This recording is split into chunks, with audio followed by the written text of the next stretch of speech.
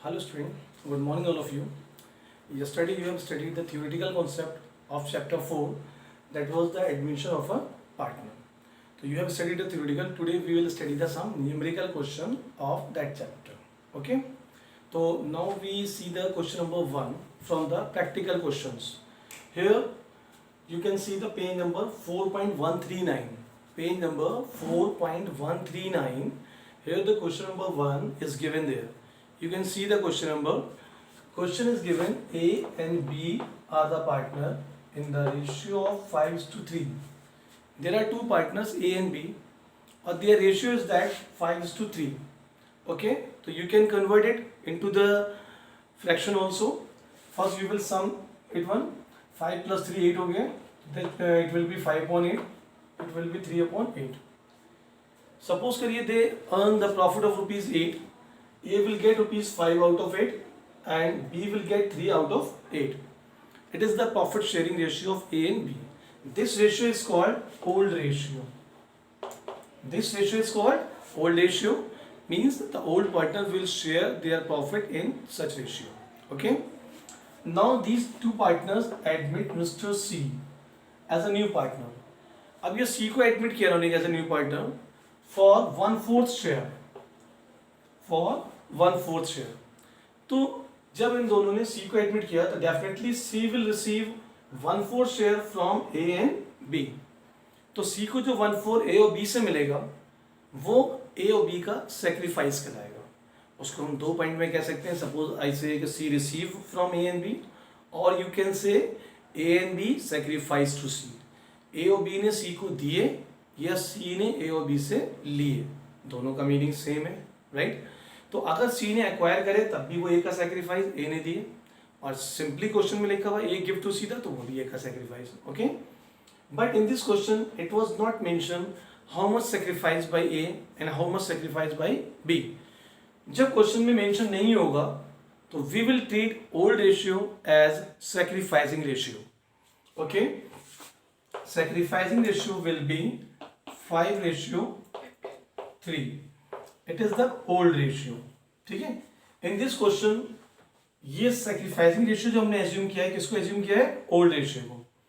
Old ratio जो question में है उसी को हमने सेक्रीफाइस मान लिया, क्योंकि क्वेश्चन में ना तो सेक्रीफाइस गिवन है ना ही न्यू गिवन है, राइट. अब इसके आगे आप इसको कैसे करेंगे? इसका मतलब क्या हुआ है कि सी को जो 1/4 मिलेगा उसके हम 1/4 के दो पार्ट करेंगे. उस दोनों पार्ट को इसमें बांटेंगे. एक पार्ट ए सेक्रीफाइस करेगा, दूसरा पार्ट बी सेक्रीफाइस करेगा. क्लियर. इसको हमने दो पार्ट में बांटा. कैसे बांटेंगे देखिए आप. ए का सेक्रीफाइस 1/4 इंटू 5/8. देन बी का sacrifice 1/4 into 3/8. It will be 5/32 and it will be 3/32. Clear. It is 5/32 and 3/32. Statement याद रखिएगा, जो चीज हम कैलकुलेट कर रहे हैं उसका वही स्टेटमेंट होना चाहिए. कभी कभी कंफ्यूजन ये हो जाता है कि आप स्टेटमेंट कुछ लिख देते हैं और सॉल्यूशन कुछ और होता है. ये सेक्रीफाइस है, यहाँ पर हम लिखेंगे एज सेक्रीफाइस. 1/4 को दो पार्ट में बांटा है, 1/4 दोनों जगह कॉमन रहेगा, इंटू 5/8 इंटू 3/8. 5/8 3/8 यहां से आया. ठीक है, दोनों का सेक्रीफाइस आ गया. अब इससे हम न्यू निकालेंगे. न्यू रेशियो का फॉर्मूला होता है new ratio is equal to old minus sacrifice. ठीक है. सपोज करिए मैं एग्जांपल देता हूं. You are getting ₹3 as a old partner. पहले आपको ₹3 मिल रहे थे, आपने सी को ₹1 सेक्रीफाइस कर दिया, तो 3 में से आपने 1 दे दिया, तो आपके कितने रह गए? 2. तो वही आपका न्यू रेशियो कहलाएगा. पहले आपको 3 मिल रहे थे, 1 आपने दे दिया, तो आपको क्या बचा? 2. तो ये इसका फॉर्मूला बन जाएगा new ratio is equal to old minus sacrifice. हमने यहाँ पर सेक्रीफाइस ओल्ड को माना है. अगर एक सेक्रीफाइस हम इस तरीके से भी निकाल सकते हैं, अगर ये इधर ले आएंगे सेक्रीफाइस इधर आ जाएगा, तो फॉर्मूला बन जाएगा sacrificing is equal to old minus new. ठीक है, इक्वेशन चेंज करके. लेकिन जब क्वेश्चन में न्यू दिया होगा तब ये फॉर्मूला अप्लाई करेंगे. जब क्वेश्चन में न्यू नहीं गिवन है, ना तो न्यू गिवन है ना सेक्रीफाइस गिवन है, तब हम ओल्ड को ही सेक्रीफाइस मानेंगे. मैं भी एक स्टेटमेंट लिखाऊंगा, आप उसको लिख लीजिएगा. अब आपने इसकी वैल्यू पुट करी. देखिए यहाँ पर पहले आपने निकाला ए का new ratio. As new ratio is equal to old is 5/8 minus sacrifice is 5/32, इन दोनों का एलसीएम ले लिया आपने, 32 आ गया, ठीक है। 8 4 था 4 5 था 20 माइनस 5 दैट इज 15/32, क्लियर। उसके बाद आप देखिए ऐसे आपने निकाला, ए का न्यू हो गया, देन बी का new ratio is equal to 3/8 minus 3/32, इन दोनों का एलसीएम 32 आ जाएगा। 8 4 था 32, 4 3 था 12 minus 3 that is 9/32। Then C का न्यू रेशियो, सी का न्यू रेशियो क्वेश्चन में गिवन है that is 1/4, clear.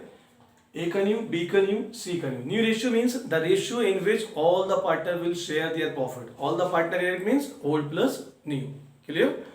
Then C new ratio is given. अब सपोज करिए इन दोनों का डिनोमिनेटर सेम है, तो इसको भी हम इक्वल फ्रैक्शन बना सकते हैं, 8 से मल्टीप्लाई करके दोनों को 8/32 आ जाएगा। But here one another formula you can apply.